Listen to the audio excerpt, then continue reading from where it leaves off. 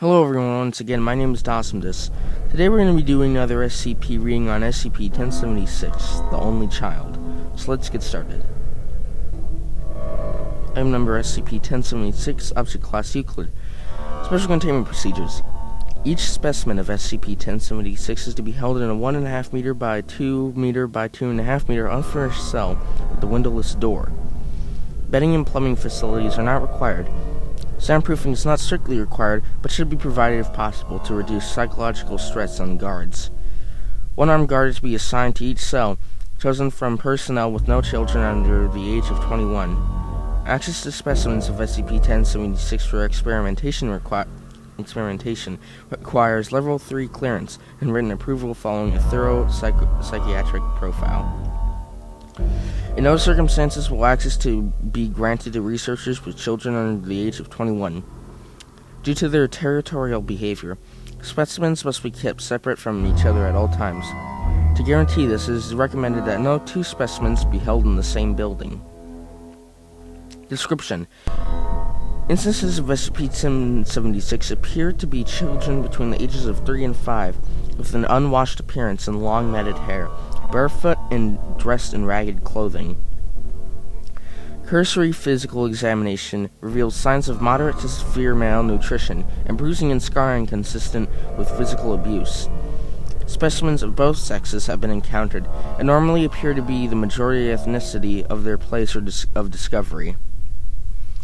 Specimens seem to comprehend simple statements, but have not displayed any signs of verbal ability. Vocalizations are limited to simple grunts, sighs, and, when disturbed, loud shrieking and sobbing.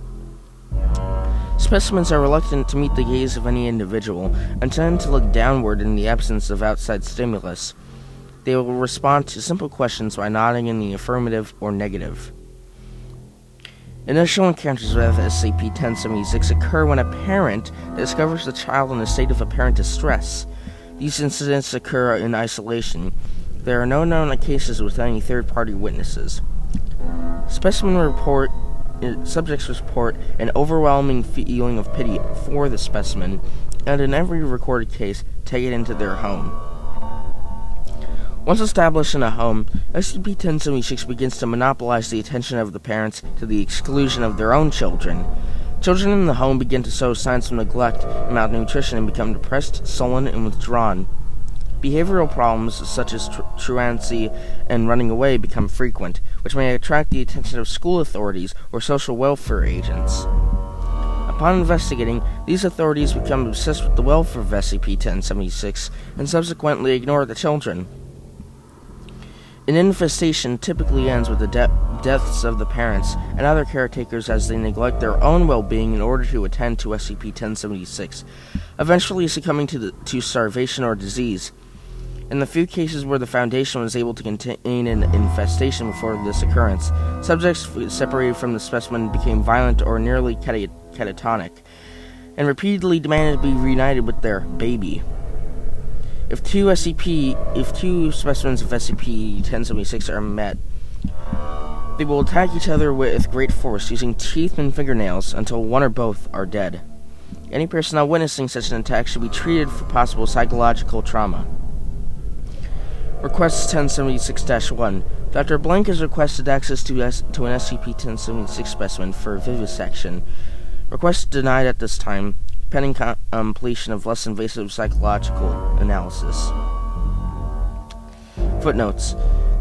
Previous procedure called for providing food to specimens, but it has been determined that SCP-1076 can consume any amount of food without showing signs of satiation, and can survive indefinitely without any food intake whatsoever. For the purpose of this document, a parent refers to a person with one or more living children below the age of 21.